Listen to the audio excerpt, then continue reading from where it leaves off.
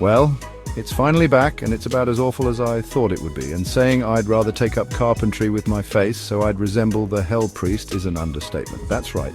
Doctor Who has returned to our screens, and it's proven to be the headache I knew it would be. Welcome to the Snake Pit, where we're full of bile and venom.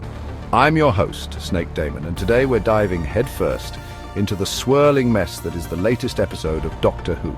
A story so muddled and smug that I nearly entered a fugue state halfway through, and I wasn't even one gin deep yet. As a teenager, Belinda Chandra has a star named after her by her boyfriend Alan Budd, and is given a certificate.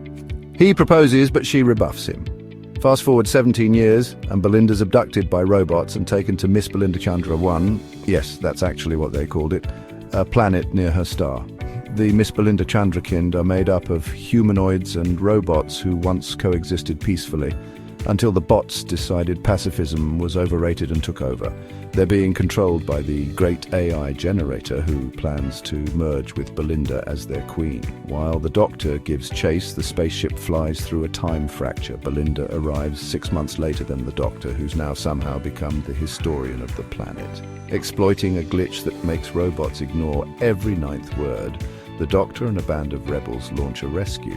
The Doctor notices the robots also have Belinda's star certificate, and have had it for 5,000 years, hinting that the time fracture is the key to everything.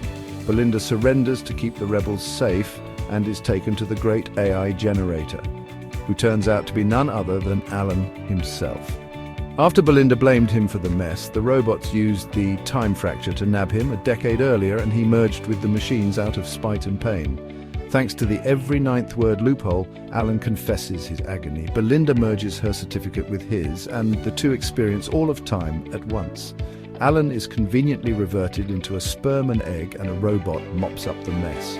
The humanoids and robots begin rebuilding society while the Doctor returns Belinda to the TARDIS. He reveals he's met her descendant, Mundy Flynn, and wants answers.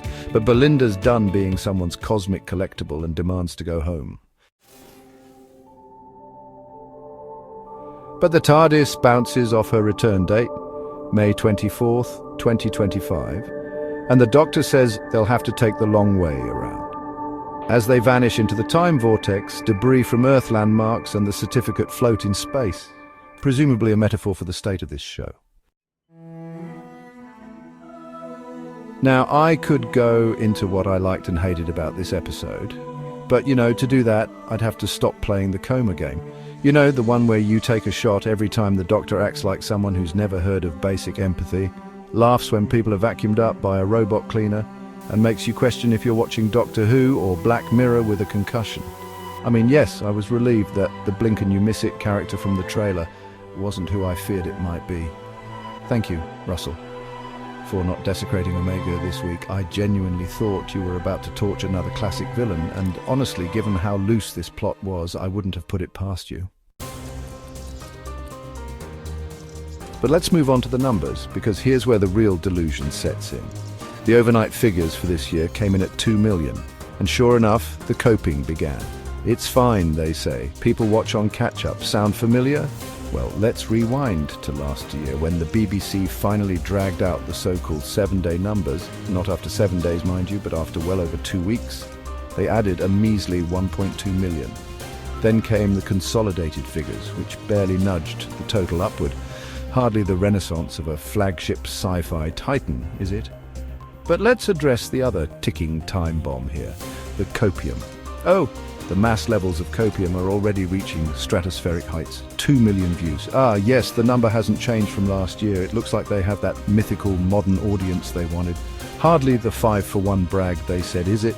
That's the magic number they're clinging to, like it means something. But here's the reality check. Battlefield Part 1 aired in 1989, got 3.1 million viewers, and the show was cancelled that same year. And that's when there were 10 million less people living in the UK.